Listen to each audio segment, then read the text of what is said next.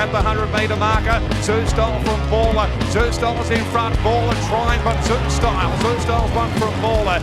Welcome to this week's edition of the Final Gallop. It is episode 235 and is proudly supported by the Brisbane Airport Hotels Group.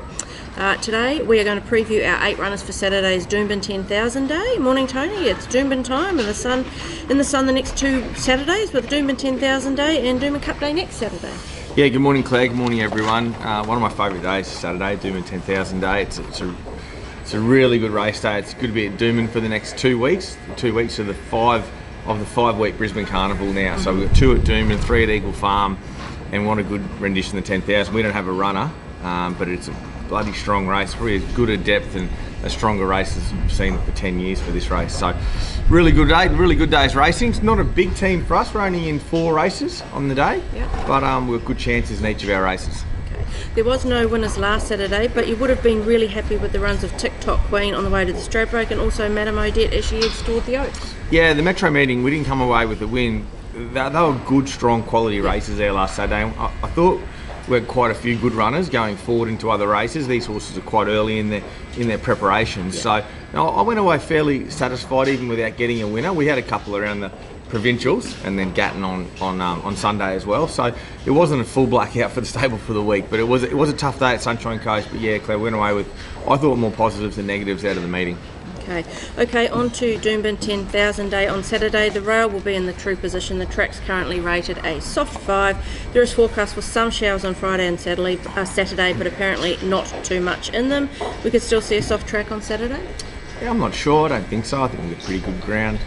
We haven't had much this week. It all depends what happens. Any rain close to the meeting, especially how cool it's been this week, will affect the track more than what it would, say, a month or so ago. But I think the track will be in beautiful condition there. I know Ross Smith and his team over there at Doomben, they do a fantastic job, and they'll present this track in great order.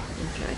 We will start with race 1, which is the cutest Class 6 plate over 1,200 metres. Self-indulgent runs 52.5 kilos with CJ Graham's 3 kilo claim. Self-indulgent has drawn barrier 9. At the moment she's paying $4.80 to win and $1.90 for the place. It was a nice win for CJ last start at this track and trip when she was second up. She's third up and she's actually 2 from 2 third up, and both those wins were over the Doomben 1200 as well. Yeah, she's a nice strong gross mare that really improves into the prep. So we were a bit disappointed with the fresh up, but she got the job done second up for us, and she's improved again. She's right up to the mark. I had her in the Fillies and Mare Stakes race on the card, and she drew much wider there, so we elected to go here. For me, she looks really well placed with the claim. She gets in beautifully at the weight. She makes her own luck up on speed, and she's going to be hard to beat, I think. We'll move on to race 2 now, which is the cutest 3-year-old plate over the 1350. We've got 3 runners in this. The first one we'll talk about is Count de Beans. He'll carry 57 kilos. Ryan Maloney will ride barrier 5. He's currently paying $7 to win and $2.30 for the place. It was a good run in the Archer last start when finishing off strongly behind some really good open grade horses. He's back to 3-year-old company and was a close second in the Group 3 Vorogue at this track and distance in the summer. Yeah, and I think this is a good track for him, Doom, and I really do. Any rain on the day enhances this bloke's chance. He loves getting his toe into the track. Rocky, it's just firm enough for him, to be honest, and so is Eagle Farm. So I think this is his rate, this is his track. He's worked very well over there with Antino on the course proper on Tuesday morning. He's prepared well for this. He has had that bit of travel up and back, but you wouldn't know looking at him. I'm really happy with how he presents for Saturday.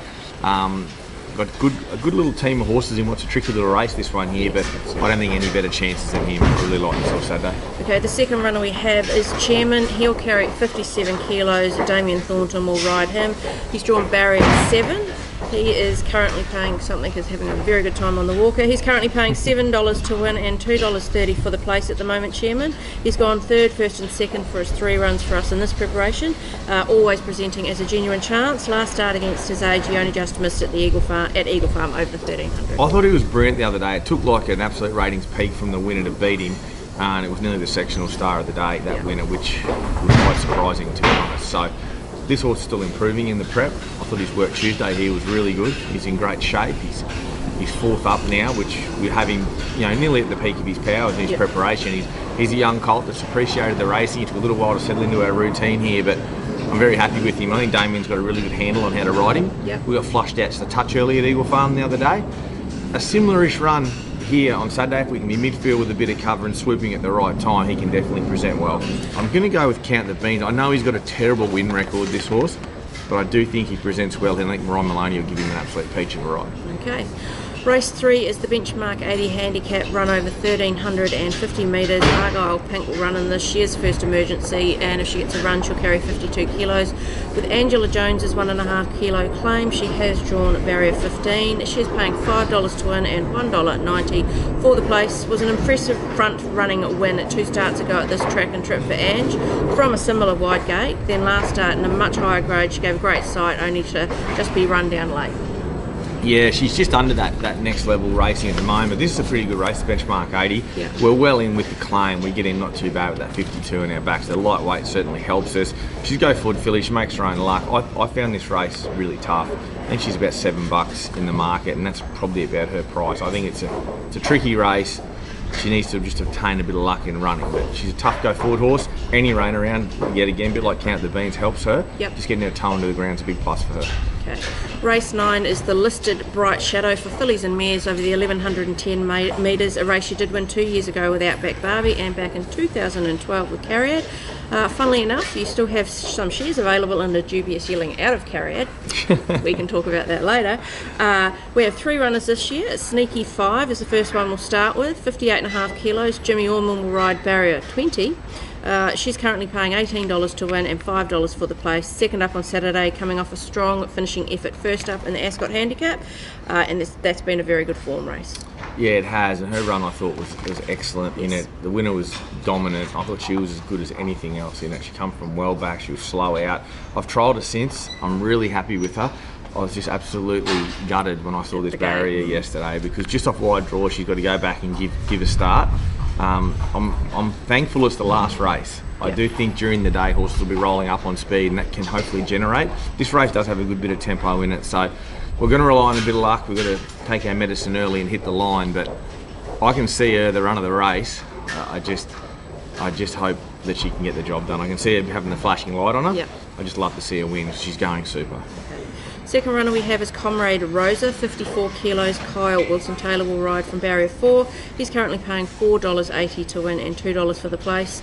She is first up after finishing last campaign with back-to-back wins at Eagle Farm. She's yet to win below 1,200, but she is fresh and drawn well. She does present well fresh too into a preparation. That's previous to us. Obviously we got a mid-prep last time. I am really happy with her. Trials and jump outs have been good. She's in good order. I'm a touch concerned it's a little bit short for her, the 1,100. I like her better, that 1,200 to 1,400. But if Kyle can just be able to help her out from the barriers a little bit, and if he can find a midfield spot, the fence, she can be really strong to the line. She is going particularly well. She's not out of her grade at all. Yeah. I'm a tiny bit concerned with the distance. Okay, the third runner we have is Typhoon Taavi. She is fourth emergency, but she's already made the field with scratchings. She'll carry 54 kilos. Damien Thornton will ride barrier 10. Typhoon Taavi is paying $26 to win at the moment and $6 for the place. She was a dominant 5-length winner first up at this track, then just beaten in the last 100 last start over the Eagle Farm 1,200, and a drop and trip should suit her. Yeah, I think back to Doomben's a plus for her, definitely. Eagle Farm, just found her out, just doing a bit wrong mid-race. Yeah. My concern here is probably the draw. We're just doing a little bit iffy. She's a go-forward sort of horse. She can roll at a nice tempo and finish off it. He'll just need a little bit of luck from his gate. The extremists and that want to boot up, we can just slot in. That might be the place to be. But she's a nice mare. She's definitely got the ability. She's going particularly well. I know she only just snuck into the field, but I think she can be a big improver. I'm going to go Sneaky 5 out of my... She's the longest odds, I think, out of my 3 as well. Even from the gate? Yeah, I think so. I've got a feeling this race could set up for a run on, and if it does, she's also want to be on. Okay. We are into the final furlong of this week's Final Gallop. Who do you think your best winning chance at Doomben on Saturday is? I'm going to go with Count the Beans. It's pretty brave because he probably should be my each way. He doesn't win often, but I'm going to go with Count the Beans. Okay, your best each way chance? I'll go with Self-Indulgent, and I could swap those around if I wanted to. I could have her the win and him the each way. It doesn't matter. They're both that sort of price. I think she's about $5.50 now. So I think you get a really good run for your money with Self-Indulgent. She's going to bang and put herself on speed. She's well weighted. She loves Doomben. She loves being third up. So she ticks a lot of boxes as well. So I think early in the meeting, races 1 and 2 are our best chances. Then we've got to wait for the mares race at the death. Okay. And your best at the provincials over the weekend, which will be the Sunshine Coast on Sunday? Yeah, I think a horse that went up there the other day and won his maiden quite well and ran really good sectionals with great aspirations. I think he's the horse for us again. I've got a couple of nice 2-year-olds up there debuting on the weekend. Rise Angelou and Parts of Racing, Hellbent filly of the Actons. So I think they're both really nice fillies as well. So without seeing draws for the 2-year-old race, and that 2-year-old race up there will be really strong Sunday. I like our 2-year-olds, but great aspirations. I thought he was terrific the other day up there, and there's no reason he couldn't go on with the job. Your best track worker this week? My best track worker this week, we had a pretty good week here Tuesday morning. Most of them just worked on the dirt nice and early. It was in really good shape. We did take 2 over to Doomben, to the course proper. That was Antino and Count the Beans. As happy as I was with Count the Beans, I'm even happy with how Antino's going. So he's obviously in next week at Doomben in that BRC sprint. BRC sprint. Very, very pleased with him. And a couple of winter prospects to look out for from the trials that were run on Tuesday. Yeah, there's a couple of nice 2-year-olds there. A few of them I put away. I'm going to bring back as early 3-year-olds. There's a couple I really like there. But of the ones at trial, it's good to see King Kappa back doing what he does well. He just stepped away well and he's come through it terrific, the horse. And there's a 2-year-old there. He'd be really late. He'd be late this season, late in the Carnival, Colquitt Transatlantic. I really like him. He needs one more, but he's going particularly well. Okay, and your performance from the stable for the week? My performance for the week, very rarely would I say this, but Bow Desert Saturday, the Iberian Cup, I think it's called. Yeah, it was. Jetpack Verdi. It's just great to see that horse win 2 in a row, and just how much he's enjoyed the change since he's been over here. He's done well, and he was Aussie Bloodstock team did a great job. They sourced him for not a lot of money, and he's going to the owners of him are going to have a lot of fun. So he's gone for a short let up now, and then he'll be back after Carnival. But I was really happy with him. We don't get a lot of horses out to 1.5 miles. We're mostly sprinters here, and it was just great to see him do the job. And yeah, I'm super happy with him. Jetpack Verdi is my performance of the week. For what was a week for the provincials for us in country. Okay. It is time for Cav's Corner, which is supported by the Brisbane Airport Hotels Group. He almost got his multi-win at Gatton. Rippershank just couldn't do it for him though. Let's see what strategy he has in store for us this week. Welcome to Cav's Corner for this week. This week we're going to go Brisbane on Saturday. We'll go Typhoon Taavi a place. We'll travel to the sunny coast on the Sunday, and we'll go Israelite Bay a win.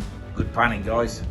Good luck on Doomben on 10,000 day, Tony. Stradbroke season is really heating up. Yeah, it's certainly underway. I can't wait for Saturday. It's going to be a really good day. I love going to Doomben as it is, as you know. Everyone knows. It's my favourite track up here, and I think this 10,000 meeting's an absolute ripper. We're not as busy throughout the day, but it's going to be a really good day's racing there. And being a racing fan myself, I'm sort of looking forward to watching the 10,000.